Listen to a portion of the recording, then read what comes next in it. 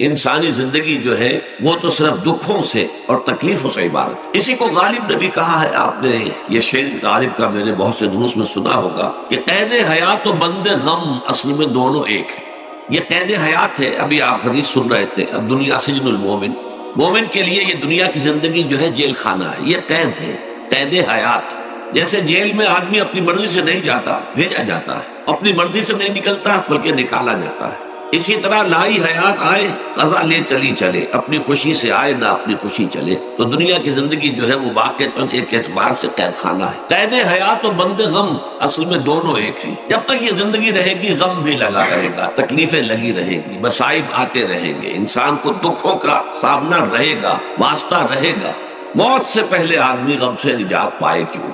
ظاہر بات ہے جب تک زندگی ہے تو غم ہے، تو موت سے پہلے نجات نہیں مل سکتی۔ اگرچہ اس کے بعد کا اگلا مرحلہ جو ہے، جو حقیقت کو جاننے والے ہیں وہ تو جانتے ہیں کہ اس کے بعد تو غم کا اور بڑا کڑا مرحلہ آنے والا ہے۔ اب تو گھبرا کے یہ کہتے ہیں کہ مر جائیں گے، مر کے بھی چین نہ پایا تو کدھر جائیں گے؟ اگر اللہ ہمیں معاف فرمائے، اپنی رحمت اور مغفرت سے ہمیں ڈھانپ لے، جیسے کہ حضور نے فرمایا الا یتغمدنی ربی برحمتہ، حضور نے فرمایا کہ کوئی انسان بھی محض اپنے اعمال کی بنیاد پر جنت میں نہیں داخل ہو سکے گا جب تک کہ رحمت خداوندی دستگیری نہ کرے۔ کسی صحابی نے بڑی ہمت کی، بڑے جرأت کا معاملہ کیا، پوچھ لیا کیا حضور آپ بھی؟ ظاہر بات ہے آپ بھی انسان ہیں، آپ بھی بشر ہیں، قرآن مجید میں کہلوایا گیا وَإِنَّمَا أَنَا بَشَرٌ مِثْلُكُمْ۔ تو اگر آپ کہتے ہیں کوئی انسان جنت میں داخل نہیں ہو سکے گا محض اپنے اعمال کی بنیاد پر جب تک کہ رحمت خداوندی دستگیری نہ کرے، تو کیا آپ بھی اس قاعدہ کلیہ میں شامل ہیں؟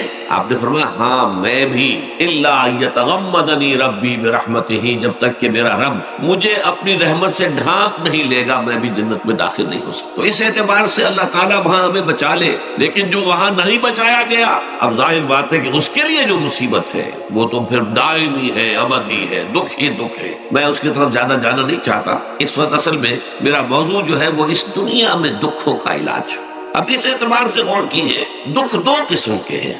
قرآن مجید پر جتنا میں نے غور کیا، دکھ ایک تو وہ ہے کہ جو ناگہانی طور پر آ جاتے ہیں، اس میں ہماری کسی غلطی کو دخل نہیں ہوتا۔ وہ کوئی آفت سماوی ہے، کوئی زلزلہ آ گیا ہے، ابھی آپ کو معلوم ہے بھوج جو قصبہ تھا گجرات اسٹیٹ کا انڈیا کا پورا ختم ہو گیا، اس میں بہت سے مسلمان بھی تھے۔ جب کوئی آفت سماوی آتی ہے تو وہ ظاہر بات ہے کہ پھر سب کے سب لوگ اس کی لپیٹ میں آ جاتے ہیں۔ زلزلہ آ گیا، کوئی اور طوفان آ جائے، جیسا کہ کئی مرتبہ آپ نے اخبارات میں پڑھا ہوگا، اس سال امریکہ میں بہت طوفان آئے ہیں، مشرقی ساحل پر بار بار طوفان، وہاں بھی لوگ مرتے ہیں، وہاں بھی چھتیں اڑ جاتی ہیں، وہاں بھی تباہی جو ہے آتی ہے۔ اس حوالے سے ایک تو ہے وہ ناگہانی آفات، آفت ارضی ہو یا آفت سماوی ہو، زلزلہ ہے یا آفت ارضی ہے، طوفان آ گیا ہے، کوئی سائیکلون آ گیا یا آفت سماوی ہے، یا کوئی آسمان سے بڑا سا پتھر آ جائے۔ آپ کبھی کبھی اخبارات میں پڑھتے ہوں گے کہ ایک بڑی چٹان پاس سے گزر گئی، بہت بڑی خلائی چٹان جو ہے زمین کے قریب سے ہو کر گزر گئی، زمین بچ گئی، ورنہ اگر وہ زمین سے ٹکرا جاتی تو نہ معلوم کتنا بڑا یہاں پر تباہی کا معاملہ ہو۔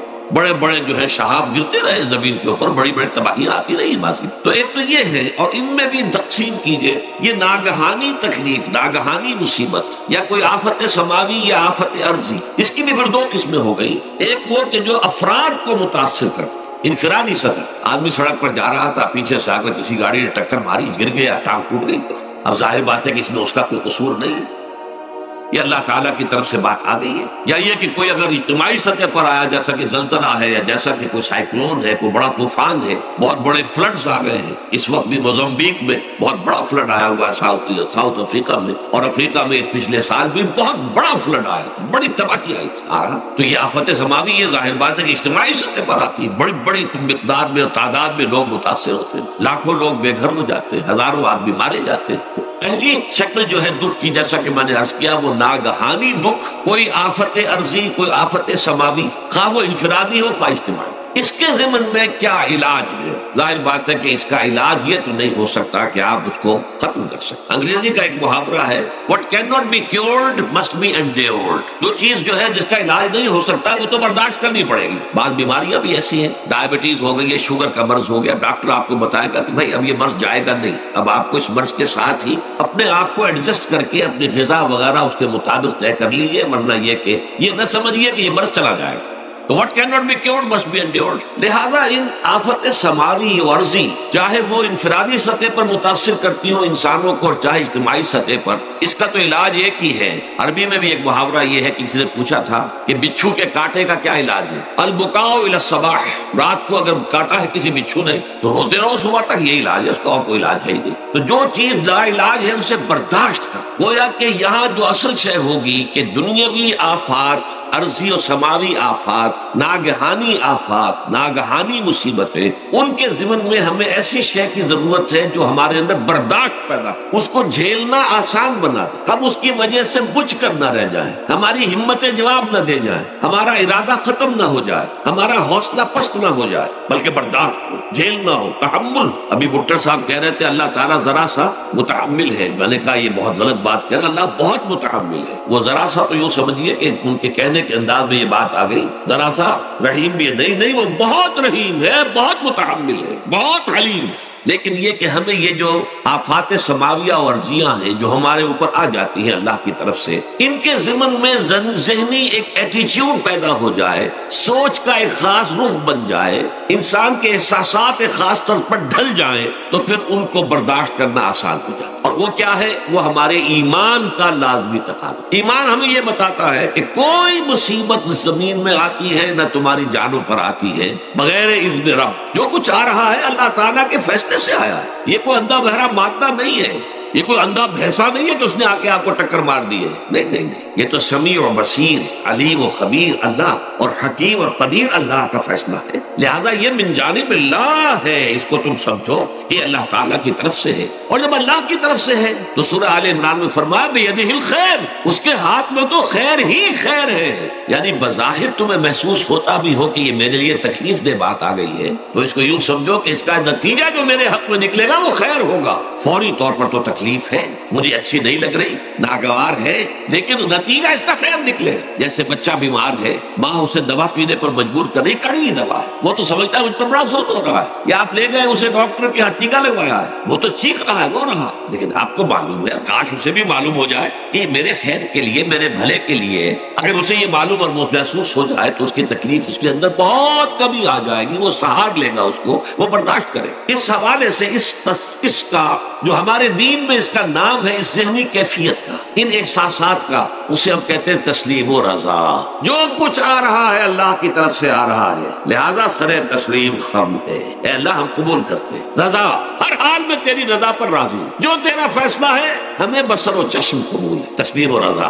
ہم بھی تسلیم کی خو ڈالیں گے، بے نیازی تیری عادت ہی صحیح، اللہ تو بے نیاز ہے، لیکن اے اللہ تو ہمارے لیے جو بھی تکلیف کا تو نے فیصلہ کیا، ہم تسلیم کی خو ڈالیں گے، عادت پیدا کر لیں گے اپنے اندر کہ ہر ساقی ماریخ عین الطافس، کہ میرا ساقی میرے پیالے میں جو کچھ ڈال دے اس کا لطف کروں گے۔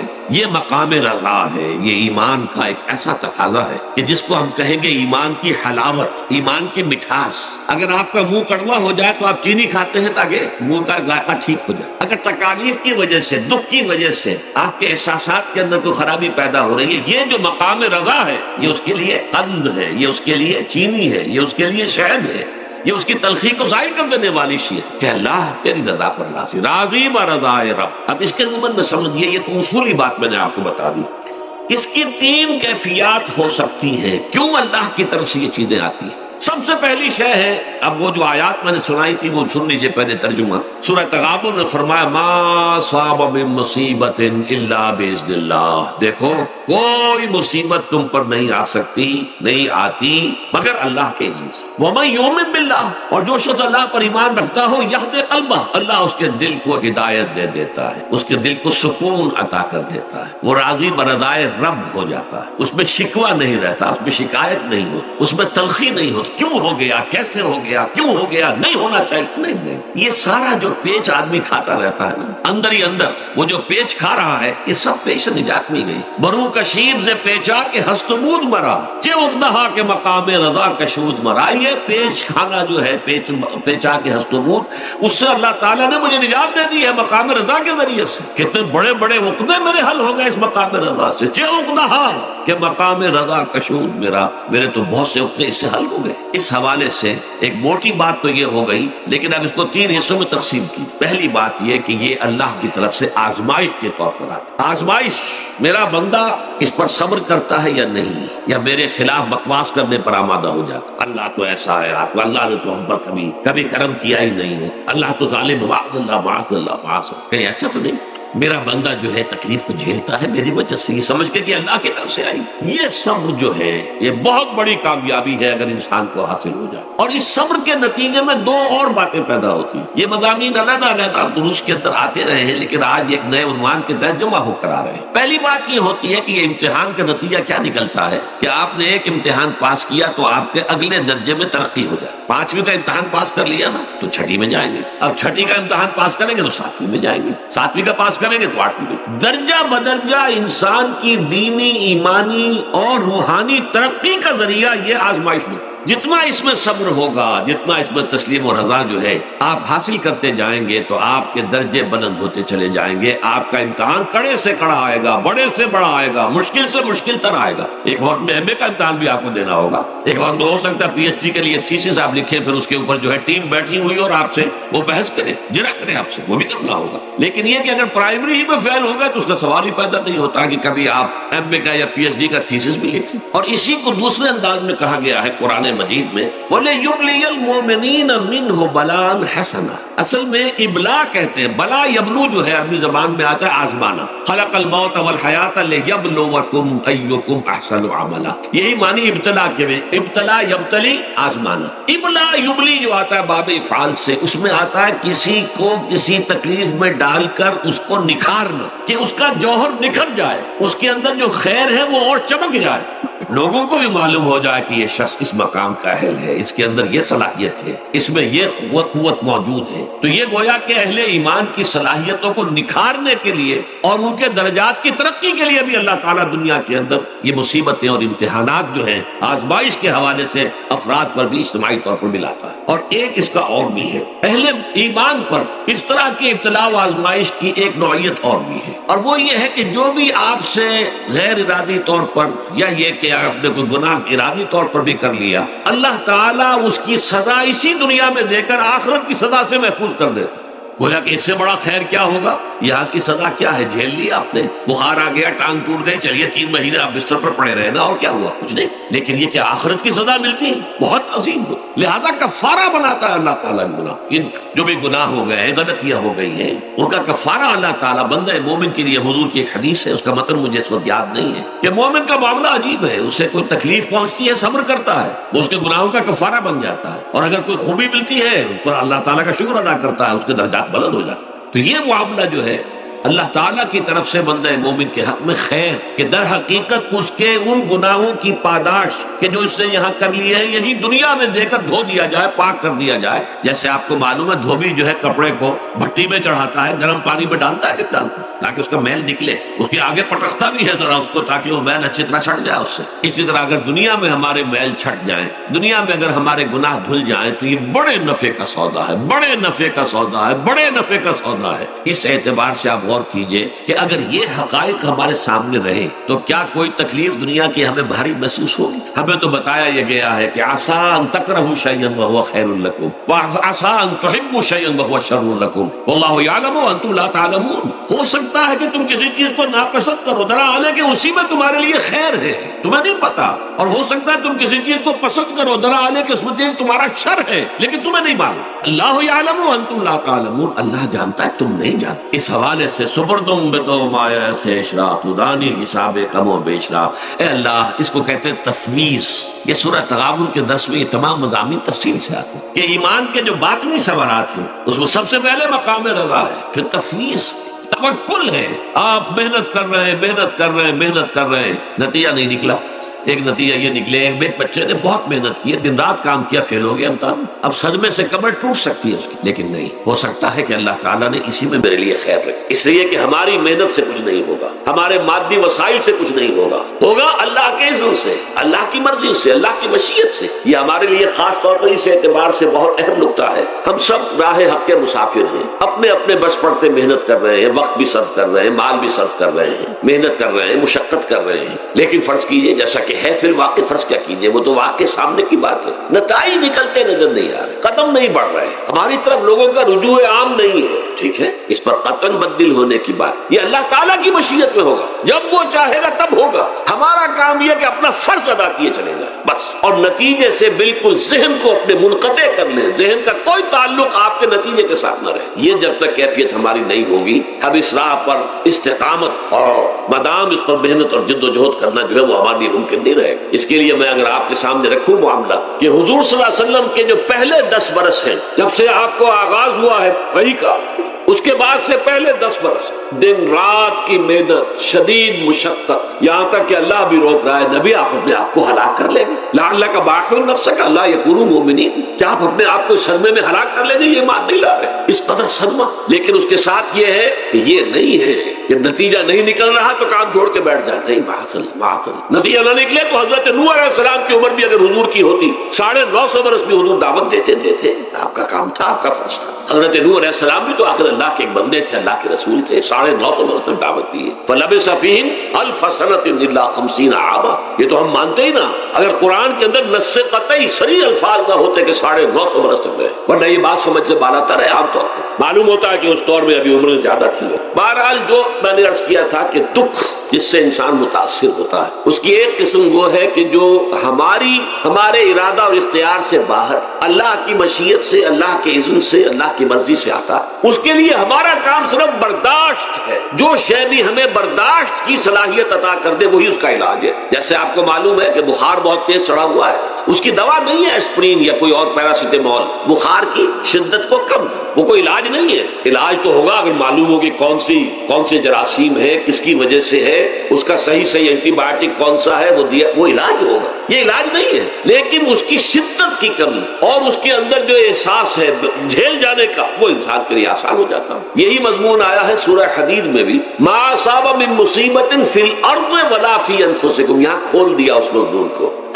میں نے عرض کیا تھا نا کہ یہ آفت سماوی بڑے پیمانے پر بھی ہو سکتی ہے، زمین میں یعنی زلزلہ آ گیا، فلڈ آ گیا، طوفان آ گیا، ولا فی انفسکم، خاص تمہاری جان میں، تمہیں بخار ہو گیا، تمہیں ٹی بی لگ گئی، تمہیں کوئی اور بیماری آ گئی، تمہیں کینسر ہو گیا، معاذ اللہ ہوتا ہے، آخر ہوتا ہے، دنیا میں انسانی زندگی کے ساتھ یہ ساری چیزیں لگی ہوئی ہیں، لیکن یہ چیزیں ما اصاب من مصیبت فی الارض ولا فی انفسکم، نہیں پڑتی تم پر کوئی پڑنے والی کوئی مصیبت، کوئی تکلیف، نہ پوری زمین میں بڑے پیمانے پر، نہ تمہاری جانوں میں انفرادی سطح پر، الا فی کتاب من قبل ان نبراہا، مگر یہ کہ وہ تو ایک کتاب میں، کتاب اللہ کے علم کی کتاب، ام الکتاب، اس میں پہلے سے درج موجود ہے، یہ الٹ اپ نہیں ہو گیا، یہ اچانک نہیں ہو گیا۔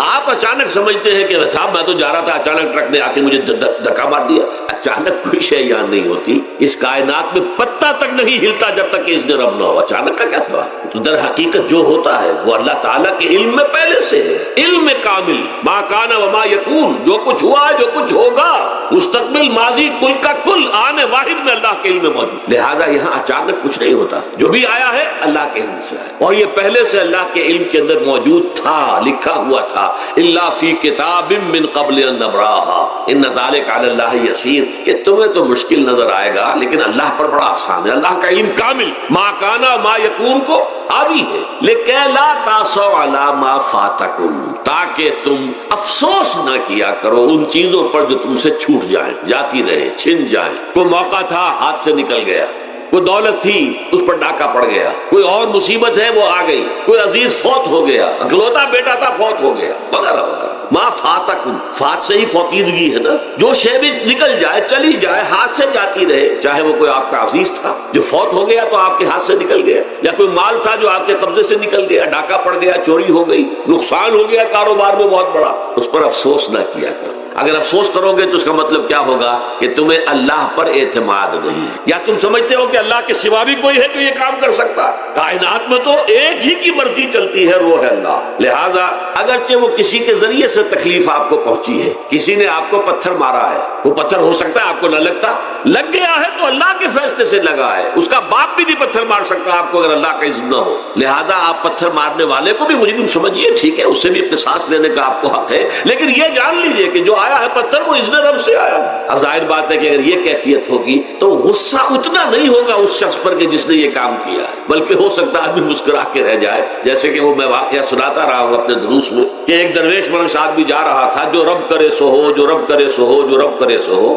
کسی شخص نے پتھر اٹھا کر دے مارا، اس کے سر پہ لگ گیا کہ اس نے پیچھے پلٹ کر دیکھا کس نے مارا ہے، اس نے کہا مجھے کیا دیکھتے ہو، جو رب کرے سو ہو، یہ تو رب کے مارے سے، اس نے کہا مجھے تو یہ پتھر رب کے مارے ہی لگا ہے، لیکن میں دیکھ یہ رہا تھا بیچ میں کس کا منہ کالا ہو گیا، اپنے لیے کس نے ایک گناہ کما لیا، اپنے لیے کس نے ایک مصیبت جو ہے وہ مول لے لی، وہ بیچ میں تم آ گئے ہو، پتھر اللہ کی طرف سے آیا ہے، لیکن اس کا عذاب، اس کا وبال تم پر آ گیا۔ بہرحال یہ تو میں نے عرض کیا آپ کے سامنے، وہ چیزیں کہ جو آ جاتی ہیں، وہ تکالیف، وہ مسائل جو اللہ کی طرف سے من جانب اللہ ہے، اس میں آپ کسی کو مورد الزام نہیں ٹھہرا سکتے، وہ آپ پر آ گیا۔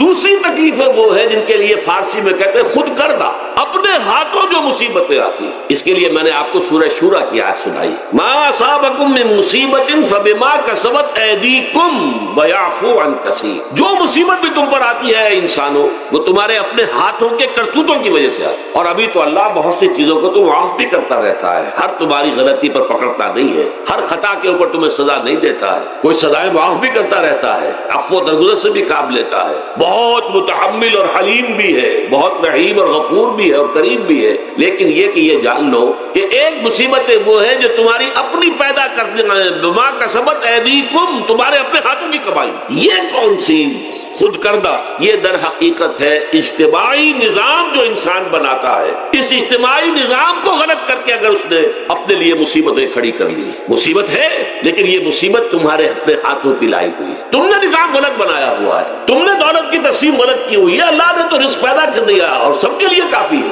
یہ تم نے کیا ہے کہ ایک طرف کچھ لوگوں کے کھتے بھرے ہوئے ہیں اور ایک طرف کوئی فاقے سے مر رہا ہے، یہ خود کردہ ہے، یہ ہمارا کبھی ہے، یہ تم نے نظام غلط بنایا ہے، یہ جو نظام کے اندر خرابی ہے یہ تمہاری اپنے کرتوت ہیں، تم نے خود نظام کے اندر غلطی رکھی ہوئی ہے، ناانصافی گھولی ہوئی ہے، اس کا زہر گھولا ہوا ہے، یہ تمہارے اپنے کرتوتوں کی وجہ سے، اور اس کا علاج تمہیں کرنا پڑے گا خود، اور وہ علاج کیا ہوگا؟ اور نظام کو صحیح قائم کرو، اللہ کا دیا ہوا نظام، نظام عدل و قسط، یہی وجہ ہے کہ سورہ حدید کی جو آخری آیت میں نے پڑھی تھی وہ کیا تھی؟ اللہ تعالیٰ فرماتا ہے کہ ہم نے تو اپنے رسولوں کو بھیجا اس لیے، کتابیں نازل اس لیے کی، لقد ارسلنا رسلنا بالبینات، ہم اپنے رسولوں کو بھیجتے رہے معجزوں کے ساتھ، واضح نشانیوں کے ساتھ، وانزلنا معهم الکتاب والمیزان، ان کے ساتھ ہم نے کتاب اتاری، میزان اتاری، یہ سارا کچھ ہم نے کس لیے کیا؟ لیقوم الناس بالقسط، تاکہ لوگ عدل پر قائم۔ اب اگر تم نے اس عدل کے نظام کو چھوڑ کر اللہ کے دیے ہوئے نظام کو تج کر تم نے خود اپنا نظام بنا لیا،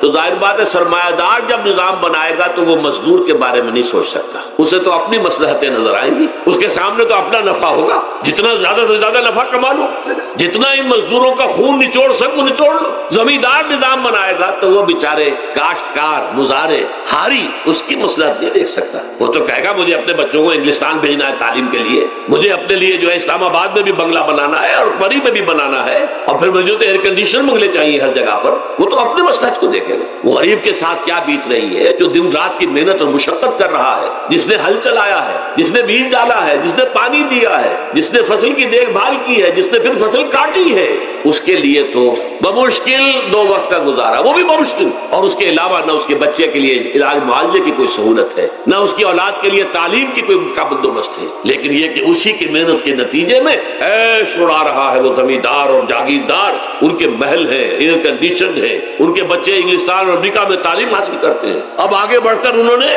کارخانے دار بھی وہ بن گئے، وہی لوگ ہیں جو اعلیٰ تعلیم حاصل وہ کرتے تھے وہی بیوروکریٹس بنتے ہیں، انہی میں بڑے بڑے افسر آئیں گے۔ عام آدمی جو ہے وہ تو شاذ نکل آتے ہیں، کچھ لوگ بہت ذہین بچے بھی ہوتے ہیں، غربا کے بچے بھی ہوتے ہیں، کبھی کبھی نکل آتے ہیں، لیکن وہ تو کوئی 1-2 دانے ہوں گے ایسے جو بہت ہی انتہائی طور پر غیر معمولی طور پر ذہین ہو۔ عام بچہ کہاں کرے گا، کیسے جائے گا؟ لہذا وہ پیچھے رہ جائے گا، وہ جونیئر کلرک ہوگا یا بہت تیر مارے گا سینئر کلرک ہو جائے گا، اپر گریڈ کلرک ہو جائے گا لوور گریڈ کلرک سے بڑھ کر۔ اللہ اللہ خیر صلی اللہ، یہ کمشنر کون ہوں گے، ڈپٹی کمشنر کون ہوں گے، یہ تو ظاہر بات ہے اسی سیکریٹری کون ہوں گے، یہ 22 گریڈ والے کون ہوں گے، 21 گریڈ والے کون ہوں گے، ان کی اکثریت انہی لوگوں میں سے ہوگی۔ اس حوالے سے یہ جو غلطی، یہ جو دکھ ہے، یہ دکھ تمہارا اپنا پیدا کرتا ہے اور خود کردہ رہا علاج نہیں، اس کا علاج اور کچھ نہیں ہے جب تک کہ تم خود اپنے طرز عمل کو نہیں بدلو گے۔ اب یہ جو دکھ ہے میں اس میں سے چند کو آپ کے سامنے گنوانا چاہتا ہوں۔ دیکھیے سب سے پہلا دکھ جو دنیا میں انسان نے خود پیدا کیا سماجی سطح پر، یہ پیدائشی طور پر نیچ ہے اور یہ پیدائشی طور پر اونچا ہے، یہ مسلی ہے اور یہ سید ہے۔ ہمارے ہاں تو پھر بھی اللہ کا فضل ہے کہ اتنا زیادہ فرق و تفاوت نہیں۔ ہندوؤں میں یہ شودر ہے اور یہ برہمن ہے، علم حاصل کرنا برہمن کا حق ہے، شودر کا حق ہی نہیں ہے۔ اور شودر کے کان میں اگر اشلوک بھی پڑ جائے کہیں بغیر ارادے کے، کہیں جا رہا تھا اور کہیں گیتا کے اشلوک ہو رہے تھے، اس نے سن لیے، تو اس کی سزا کیا ہے؟ سیسا جو ہے اس کو پگھلا کر اور وہ اس کے کان میں ڈال دیا جائے تاکہ سماعت ہی ختم ہو جائے۔ دنیا میں یہ کس نے کیا بھائی؟ یہ خود انسان نے کیا۔ یہ ظلم انسان اپنے اوپر ڈھا رہا ہے، یہ اونچ نیچ اس نے خود بنائی ہے۔ ہمارے ہاں بھی ہے، اتنی نہیں ہے۔ مسلی کا کیا مقام ہے آپ کے معاشرے میں؟ سید کچھ بھی ہو، بدماش ہو، زانی ہو، سید ہے، اسے تو جھک کر اس کے گوڑے کو ہاتھ لگائیں گے۔ لیکن یہ کہ دوسرا شخص جو ہے مسلی، کتنا ہی نیک ہو، بھلا ہو، پارسا ہو، وہ برابر جو ہے چارپائی پر بھی بیٹھنے کا حقدار۔ یہ ساری اونچ نیچ ہم نے پیدا، اللہ نے نہیں کیا تھا۔ اللہ نے تمام انسانوں کو مساوی پیدا کیا۔ اللہ کے رسول یہ فرما کر گئے، لا فضل لعربی علی عجمی ولا لعجمی علی عربی ولا لاحمر علی اسود ولا لاسود علی احمر الا بالتقوی کلکم بنو آدم وآدم من تراب۔ دیکھو کسی عرب کو کسی اجمی پر فضیلت نہیں ہے، کسی اجمی کو کسی عرب پر کوئی فضیلت نہیں ہے، کسی گورے کو کسی کالے پر فضیلت نہیں ہے، کسی کالے کو کسی گورے پر فضیلت نہیں ہے، الا بالتقوی۔ یہ اگر فضیلت ہے تقوی، کون خدا ترس زیادہ ہے، کس کے اخلاق زیادہ بلند ہیں، کون نیک اور پارسا زیادہ ہے، کون لوگوں کی خدمت زیادہ کرتا ہے، اس کے اعتبار سے درجہ بلند ہوگا۔ پیدائشی طور پر تمام انسان بالکل مساوی ہے۔ پھر ہمارے معاشرے میں جو ظلم ہوتا ہے، دو طبقات ہیں جو حضرات سورہ نساء پڑھتے ہیں، اس میں سب سے پہلے دو طبقات جو کہ گرے ہوئے تھے اس معاشرے میں اور آج بھی گرے ہوئے، ایک یتیم اور ایک عورت۔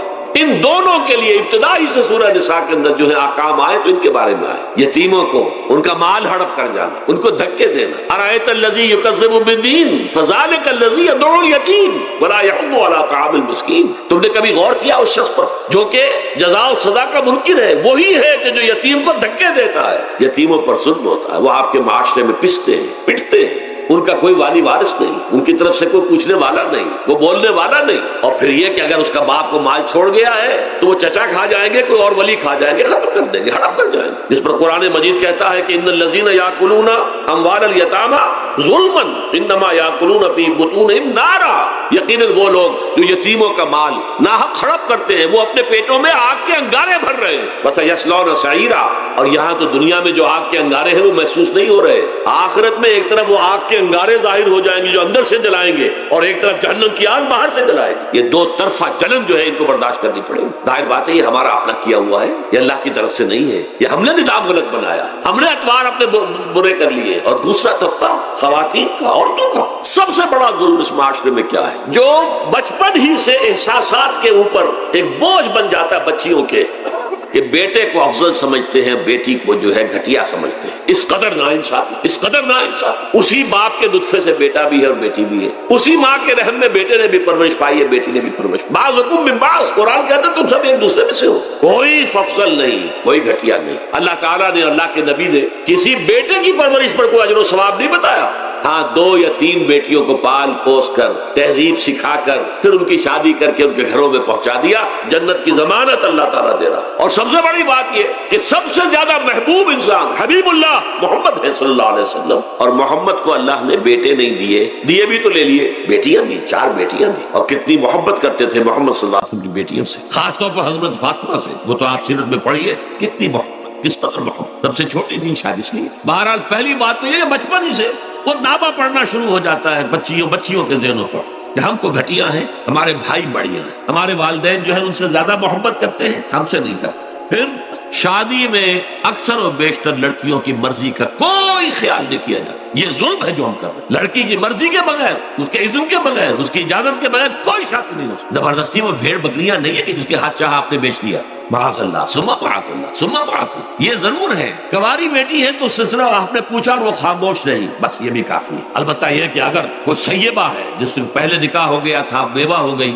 یا پہلے شادی تھی ایک خلا لے لی، طلاق لے لی یا طلاق ہو گئی، اس کو تو کہنا پڑے گا کہ ہاں مجھے کوئی اعتراض نہیں ہے اگر میری فلاں شخص سے شادی کر دی جائے، اس کے بغیر نکاح ہو نہیں سکتا. پھر ان سب کے اوپر سب سے بڑا ظلم، یہ تو اللہ تعالیٰ آپ کو توفیق دے تو دوسرا رکوع سورہ نساء کا پڑھے، کتنی تاکید کے ساتھ احکام آئے ہیں وراثت کے. وراثت مما قل منہ او کثر، چاہے زیادہ مال کسی نے چھوڑا ہو چاہے تھوڑا سا چھوڑا ہو، لیکن وراثت کے احکام جو ہے ان کو نافذ کرنا ہوگا. نصیبا مفروضا، یہ اللہ کی طرف سے حصے ہیں جو مقرر کر دیے گئے ہیں. لیکن ہمارے معاشرے میں کون ہے جو بیٹیوں کو دینے کو تیار ہو اور بہنوں کو دینے کو تیار؟ مجھے تو حیرت ہوئی تھی، مالا کنڈ میں آپ کو معلوم ہوگا ایک دفعہ بڑی تحریک چلی تھی شریعت کے نفاذ کی. مولوی صوفی محمد صاحب بڑے نیک آدمی ہیں، بہت، اس میں کوئی شک نہیں. 80,000 کا مجمع لے کر جلوس لے کر وہ چل پڑے تھے اسلام آباد کی طرف. جیسے ابھی اکرم آوان صاحب نے دھمکی دی تھی کہ 3 لاکھ میرے پاس ہیں، لیکن وہ 3 لاکھ میں سے وہ تو ان کے ہاں جمع جو ہوئے 5 سے 6,000 آدمی جمع ہوا تھا.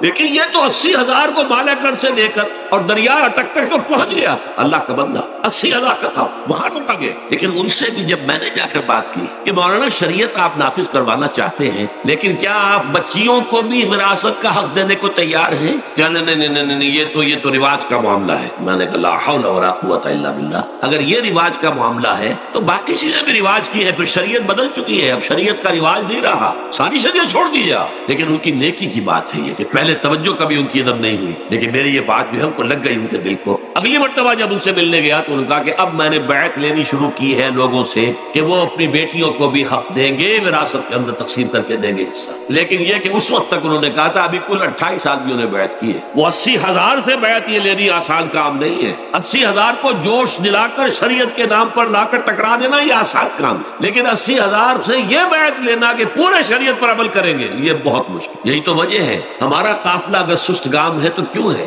ہم یہ کہتے ہیں کہ پہلے میدان میں آنے سے پہلے اپنی ذات پر اپنے گھر میں دین نافذ کرو، پھر باہر نکلو. اپنی معاش اور اپنی معاشرت پر اسلامی شریعت نافذ کرو، پھر باہر آ کر اسلام کا نعرہ لگانے کا تمہیں حق پہنچتا ہے، ورنہ نہیں. اگر تمہاری اپنی ذات پر دین نافذ نہیں، چہرے پر 12 بجے ہوئے ہو، اللہ تعالیٰ کی نبی کی سنت کا کہیں آثار دور دور تک نظر نہ آ رہے ہو، روزانہ پھاوڑا چلا رہا ہو آدمی نبی کی سنت کے اوپر شیئر کر رہا ہو، اور پھر وہ کہے میں اسلام چاہتا ہوں، بھائی اللہ کے بندے پہلے ذرا یہ کمی پوری کر لے. اور اگر تیرے کاروبار میں کوئی حرام شے ہے، تیری معاش میں کوئی حرام شے ہے، کوئی سودی معاملہ کیا، ختم کر اس کو. اللہ کے بندے بینک کی سروس کر رہا ہے، چھوڑ اس کو. اگر یہ کام کر لو، بے پردگی اختیار کی ہوئی ہے. اللہ نے تو پردہ سکھایا ہے، اللہ کے نبی نے پردہ سکھایا، شریعت اسلامی نے پردہ رکھا. مردوں اور عورتوں کا اختلاط پسند نہیں ہے، اس پر عمل کرو، پھر آنا میدان میں، پھر دوسروں کی غلطی جو ہے بتانا اس کو کہ یہ تم غلط کر رہے ہو، مشرف تم یہ کر رہے ہو غلط کر رہے ہو، فلاں تم یہ کر رہے ہو غلط کر رہے ہو، نواز شریف تم یہ کر رہے ہو غلط کر رہے ہو. لیکن یہ ہے کہ اس سے پہلے اپنے اوپر. اسی لیے میں نے آپ کو بتا دیا وہ واقعہ کہ انہوں نے بتایا، بعد میں اور بھی آگے ہوں گے انشاءاللہ مجھے امید ہے. لیکن جب میں ملا تھا تو انہوں نے کہا تھا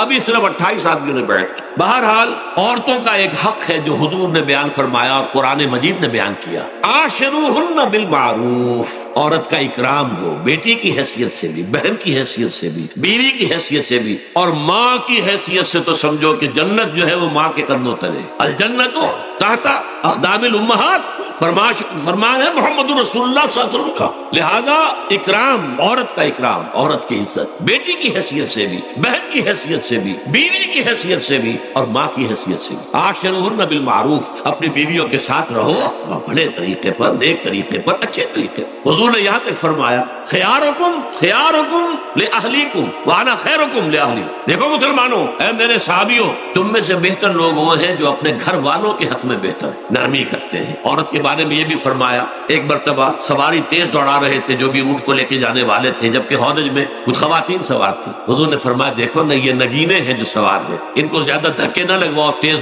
اونٹ چلا کر، ان کے ساتھ نرمی ہو، ان کے ساتھ نیکی کی جائے، ان کے احساسات کا خیال رکھا جائے، ان کے ساتھ زیادتی نہ ہو. مار پیٹ کا کیا سوال، معاذ اللہ ثم معاذ اللہ. ان کے ساتھ جو ہے عاشروہن بالمعروف، بھلے طریقے پر گزارا کرو. یہاں تک فرمایا ہو سکتا ہے کہ کسی وجہ سے تمہاری بیوی جو ہے تمہاری نگاہوں سے گر جائے، اب آپ کے دل میں اتنی محبت نہیں رہی، لیکن اللہ فرماتا ہے دیکھو ہو سکتا ہے کہ اس میں کوئی پہلو ایسا ہو، تلاش کرو کوئی پہلو ایسا ہو بہتری کا کہ جس کی وجہ سے تلاش کر کے اس کو اپنی نگاہوں میں مرکوز کر لو، تاکہ اس کے تمہارے تمہارے دل میں اس کے لیے محبت دوبارہ اثر نہ ہو، اس پہلو کی وجہ سے جو تمہاری نگاہ سے اوجھل تھا، وہ اچھائی اس میں ہے، سیرت کی اچھائی ہے۔ صورت بہت اچھی نہیں ہے، اللہ نے سیرت اچھی دے دی ہے۔ جو کچھ دیا، جو اچھائی ہے، جو بھلائی ہے، اس کو تلاش کرو، نگاہ کو وہاں پر جماؤ تاکہ تم ان کے ساتھ اچھا سلوک کر سکو۔ اس سے آگے آئیے، معاشی میدان ہے سب سے زیادہ سخت اور سب سے زیادہ کٹھن اور سب سے زیادہ ظالمانہ نظام۔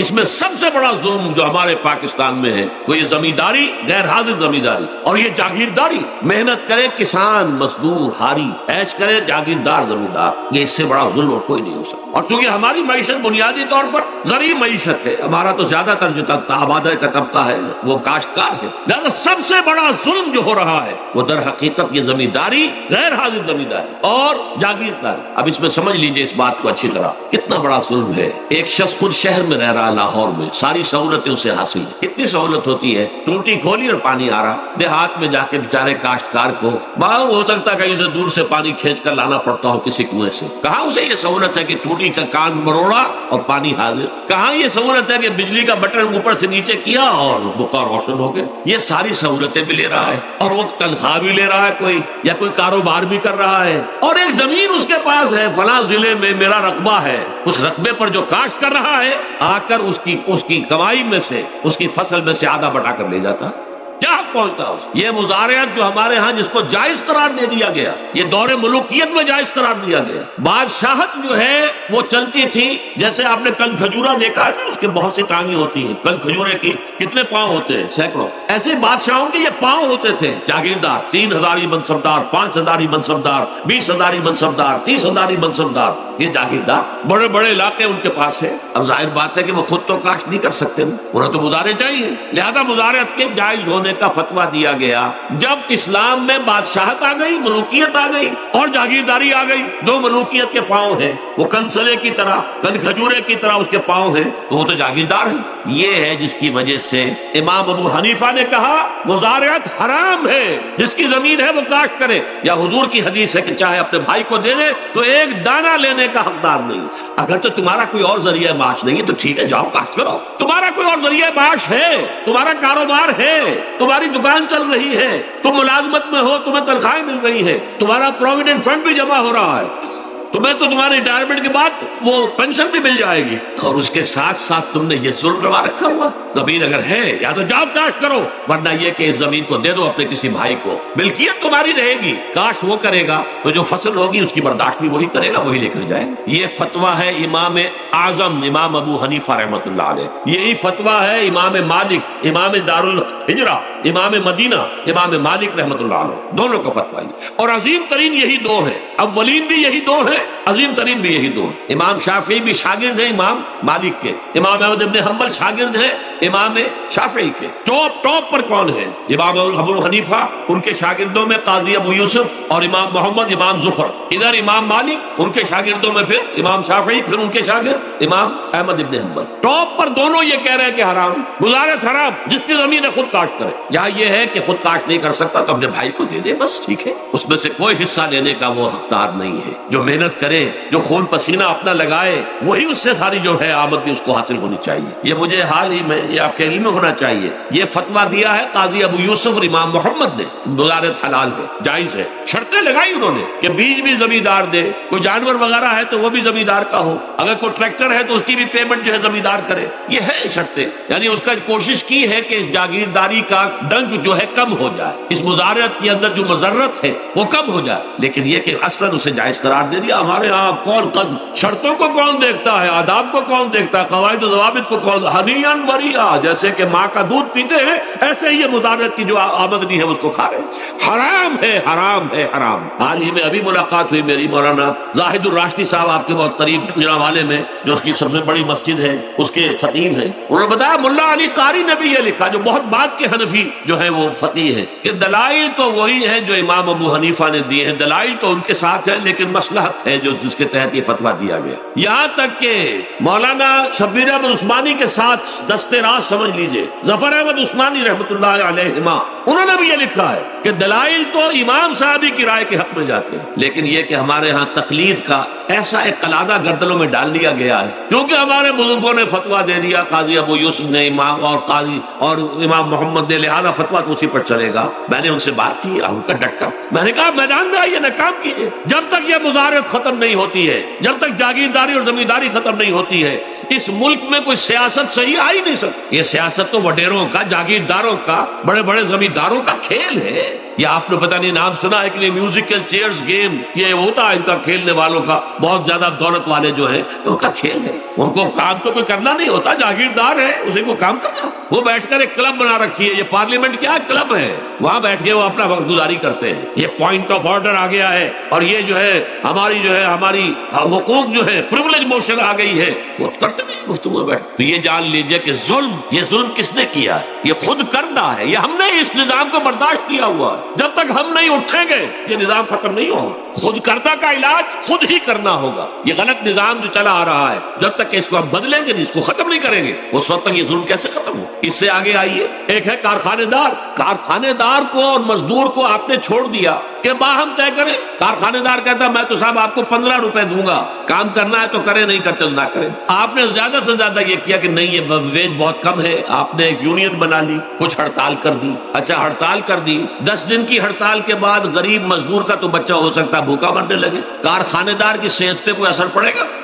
اس میں لاکھوں ہیں، کروڑوں ہیں، اس کی صحت پر کوئی اثر نہیں پڑتا۔ لہذا یہ ظلم ہے۔ اس ظلم کا علاج کیا ہے؟ اگر یہ ضمانت ریاست کی طرف سے ہو، حکومت کی طرف سے، کہ اگر تمہیں تمہاری مناسب مزدوری نہیں ملتی مت کرو کام، لیکن تمہارے بچے کو بھوکا ہم نہیں مرنے دیں گے، تمہیں سبسسٹنس الاؤنس دیں گے، ان ایمپلائمنٹ الاؤنس دیں گے، ہم زکوٰۃ کا نظام قائم کریں گے جس کے تحت کے انڈر رائٹ کر دیں گے، طے کر دیں گے، لکھ دیں گے کہ ہر شہری کی بنیادی ضروریات کی کفالت ریاست کے ذمہ ہے۔ اب اگر ایسا ہے تو ایک آدمی پاؤں جما کر بات کرے گا نا کارخانے دار کے ساتھ، ایک امپلائی جو ہے امپلائر سے بات کرے گا پاؤں جما کر، جناب آپ مجھے تنخواہ کم دے رہے ہیں میں کام نہیں کروں گا۔ لیکن اب کیا ہے، جناب آپ مجھے تنخواہ کم دے رہے ہیں میں کام نہیں کروں گا، مالک کہتا ہے جاؤ دفعہ ہو جاؤ۔ پھر وہ کیا کہتا ہے، اچھا جی میں اسی تنخواہ پہ کام کروں، اس کا تو کوئی فائدہ، اسی کی جائے کہاں؟ وہ مارکیٹ میں تو سرمایہ داروں کا گٹھ جوڑ ہے، انہوں نے کارٹلز بنا رکھے ہیں، وہ تو ظاہر بات ہے کہ وہ ویج نہیں بڑھائیں گے، الا یہ کہ مزدور کی پوزیشن ایسی ہو کہ وہ بھی ڈٹ کر کھڑا ہو جائے۔ اور وہ ڈٹ کر کھڑا کب ہوگا؟ جب اس کو ضمانت ملی ہوئی ہو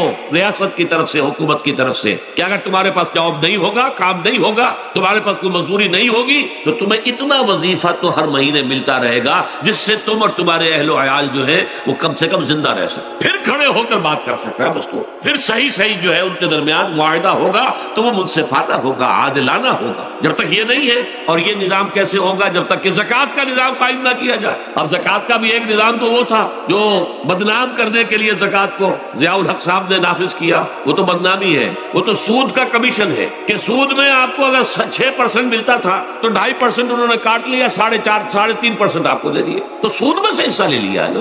سود کو حرام کرے اور زکوٰۃ پورے مال پر، سارے تجارتی اموال پر مال زکوٰۃ لے۔ آپ کی دکان میں جناب 10 لاکھ کا مال پڑا ہوا ہے، 2.5% کے حساب سے دے دیجئے، کتنا من اکاؤنٹ آپ کر لیجئے گا۔ کوئی ایک ہے اسٹاکسٹ، آپ کے گودام میں اتنا اسٹاک پڑا ہوا ہے، اتنی مالیت کا 2.5% دیجئے، تمہاری اتنی بھیڑیں بکریاں ہیں، اتنی بھیڑیں اتنی بکریاں نکال دو، جب تک کہ تمام اموال میں سے زکوٰۃ نہ لیجیے۔ یہ کیا کہ بینک کے اندر جو جمع ہے اس پر سے زکوٰۃ کاٹ لی، انا للہ و انا الیہ راجعون، نام اس کا زکوٰۃ رکھا، اور خیرات کا ایک نظام بنا دیا، کچھ خیرات اور کچھ سیاسی جو ہے اپنا ہتھ کنڈا، کہ ان کے ناظمین زکوٰۃ جو بن رہے ہیں اور زکوٰۃ کونسلیں بن رہی ہیں، وہ سب کون ہے؟ جو ہمارے سیاسی طور پر ہمارے ساتھی ہیں، ہمارے ورکرز ہیں، اور پھر جتنے غبن ہوئے ہیں اور جتنا اس کے مس اپروپریشن سب کو معلوم ہے ہمارے معاشرے میں۔ آخر اگر حکومت کے جتنے محاصل ہیں وہ غبن ہوتے ہیں تو زکوٰۃ کا کیوں نہیں غبن ہوگا؟ زکوٰۃ کو آسمان سے اتری ہے، بلکہ زکوٰۃ میں سے غبن کرنا تو آسان ہے، اس لیے کہ سود میں سے کاٹا ہوا ہے، اس میں تو انسان جو ہے وہ برا بھی محسوس نہیں کرے گا کہ یہ تو سود ہے،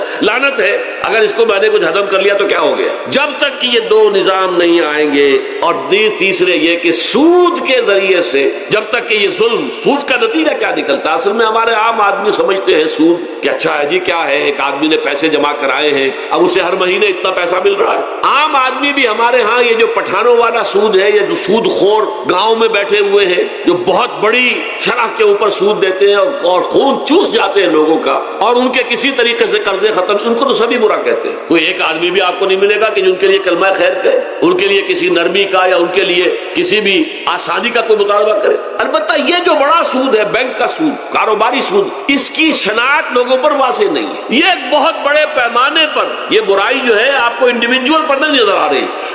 انڈیویجول تو بظاہر سمجھتا ہے ایک فرد، بھائی ٹھیک ہے میں جو دکان کے لیے مجھے قرض چاہیے تھا، مجھے قرض مل گیا، میں اپنا کاروبار کر رہا ہوں، تو میں جو کمائی کر رہا ہوں اس میں سے بینک کو بھی حصہ دے رہا ہوں اپنا اس کا سود کا. اس میں کیا خرابی ہو گئی؟ اس کی خرابی سمجھ میں آتی جب آپ کو معلوم ہو اسی سود کے ذریعے سے دنیا میں اس وقت ایک چھوٹی سی اقلیت ہے، کل 1 کروڑ یا 1.25 کروڑ یہودی، اور پوری دنیا کی دولت کے اوپر قابض ہو کر بیٹھ گئے. یہ سارا وہ بینکنگ نظام جو یہودیوں نے بنایا، یہ IMF ورلڈ بینک جس کے ہم اس وقت غلام بن کر رہ گئے. ہمارا چیف مارشل ایڈمنسٹریٹر اسے کہے یا چیف ایگزیکٹو کہے، ہمارا تو حکمران ہے، ہمارا بادشاہ اس وقت، اور وہ بادشاہ سلامت کہتے ہیں کہ یہ IMF اور ورلڈ بینک کے لوگوں کے گوڈے ہمیں پکڑنے پڑتے ہیں، گوڈے گٹے. کیوں؟